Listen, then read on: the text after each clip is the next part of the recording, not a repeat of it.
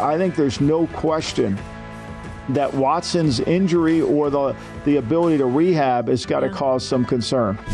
Is it news? Corleone is a man who insists on hearing bad news immediately. Or just noise? Are you going to act like this is news? Just noise. This is noise. Let's separate the impactful from the insignificant with one simple question. News or noise?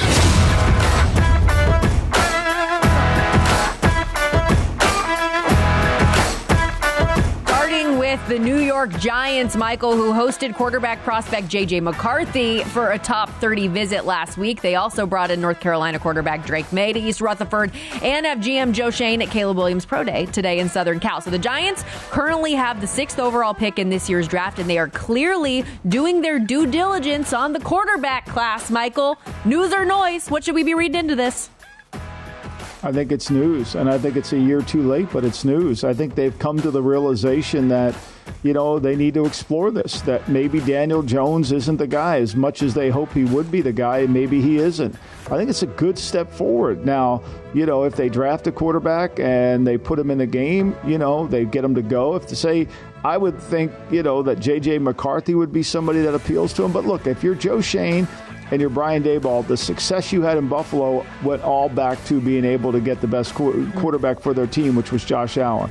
And right now, we said it last year, we don't believe it's Daniel Jones, and have never believed it was Daniel Jones.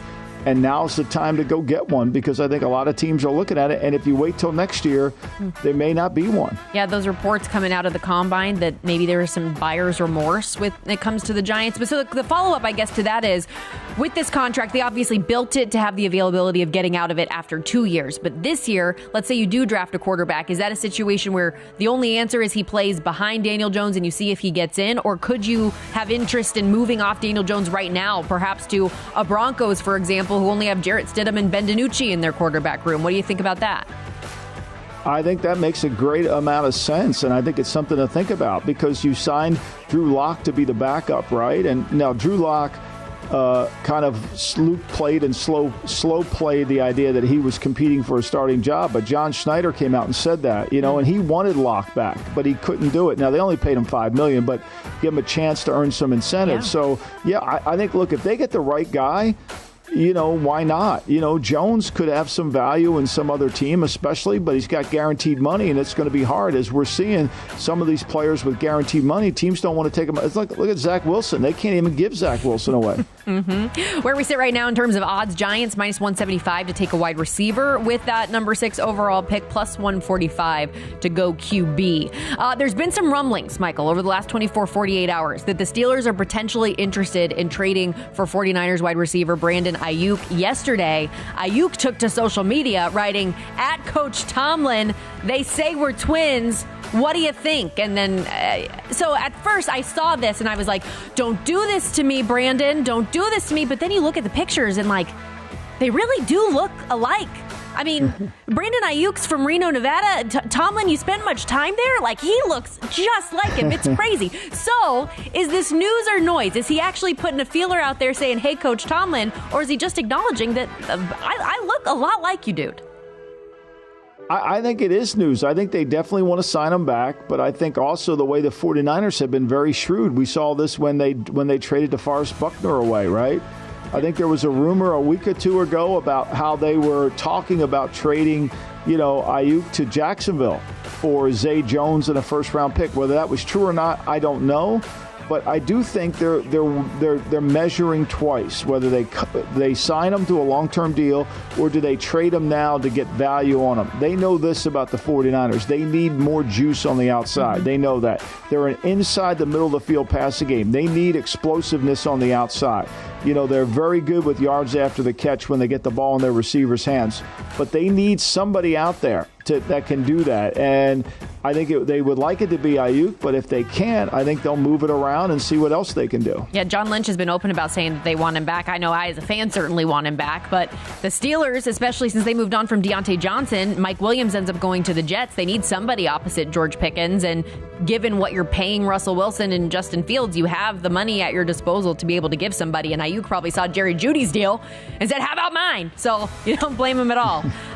We mentioned Marvin Harrison Jr. in the first block. Chris Sims, he did his wide receiver tiers this week, and we already know that he stirred up some people with his quarterback tier, having Drake May as QB6. He has Marvin Harrison Jr., Michael, not as wide receiver 2, wide receiver 3, behind not only Malik Neighbors, but Brian Thomas Jr. as well, both LSU running backs. News or noise? I think it's news. I mean, I think he's, look, Christopher has done this for a living. He's done it in the league. And I think he has an understanding of what it is. But I think this is his opinion. It doesn't make it right. But I think when you watch the tape on these receivers, I think they're clustered together more than there's this idea that one is so farther ahead than somebody else. I think that's the reality here, Stormy. I think that there's a cluster. You may choose Harrison over Neighbors. You may choose Neighbors over Harrison. You're not wrong. I'm not saying you're wrong, but I think there's a cluster within this that's closer than the outside world that Draftniks would lend you to believe there is.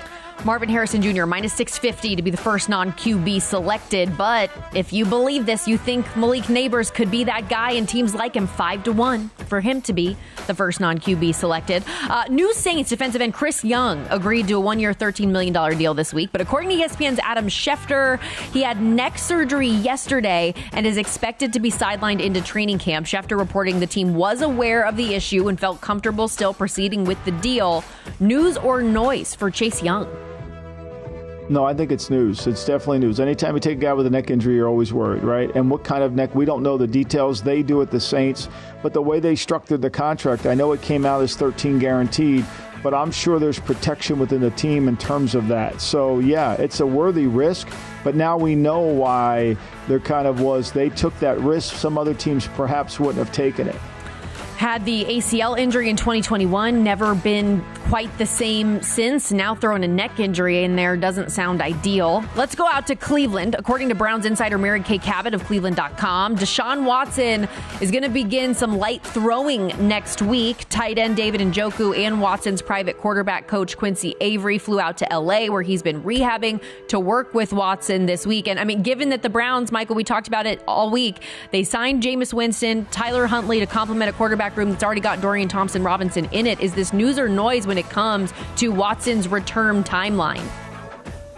I think it's news. And I think the fact that you add this to Tyler Huntley that they signed, then it's definitely news. I don't think there's any question about that. This is definitely news. And as you go through it, I think there's some concern, not saying it's going to happen, that he may not be 100% come opening day. And if that's the case, you got to make sure you give Winston a fully guaranteed contract on a one-year deal. You bring Huntley in, and you had to tell Huntley something to get him to leave Baltimore, to leave another team as a backup, to come in. Now you're the third-string quarterback, and you've got Dorian Thompson-Robinson on your roster that you think you have some hope for. So for me, I think this is definitely news. I think I'm not sold that he's going to be able to play right away, because all the behavior and the actions of the Browns tell me no. Like, for example, today they signed Deontay Foreman. Now, that's a good protection if Nick Chubb isn't ready to go, right? He's a big back. When Foreman's going, he's going, right? He's hard to tackle. Now, he's been on a bunch of different teams, and every time he gets paid, he usually ends up getting cut the next year, like what happened in Chicago, right? But for me, I think there's no question that Watson's injury or the ability to rehab has got to cause some concern. And that's great to have in mind, because all of the reports outwardly so far has been, hey, even if he's limited in the offseason program, he'll be full go for training camp. But the moves that they are making are not signifying the same thing. So good to keep that in mind. Deshaun Watson, 60-1 in the MVP market, by the way. Caleb Williams and Kyler Murray with shorter odds. Just a fun fact there for you. One more last minute here real quickly. And Justin Fields are shorter odds. His odds have gotten longer, 65-1 now. So people are recognizing. 65. Still shorter than Russell Wilson. But one more here. Jimmy Garoppolo arrived in L.A. to sign with the Rams Tuesday. When asked about his 2-game suspension for violating the PED policy, he said, "I hate to joke about it, but I just messed up the therapeutic use exemption when I first got to Vegas. Bad timing." News or noise? I think it's news. He's honest, right? I think I said this from the beginning. I had no belief that Jimmy was taking something to enhance his performance on the field from a player standpoint. I felt like, and I mentioned this on the air, that oftentimes players will take stuff, whether they get it from Germany, Canada, maybe that's not FDA approved, but they know it works in other countries. And so it may not, and it may be on the banned substance of the NFL. Now, sometimes if you don't go through the trainer to get your prescriptions filled and follow the protocol like that, a situation like this happens.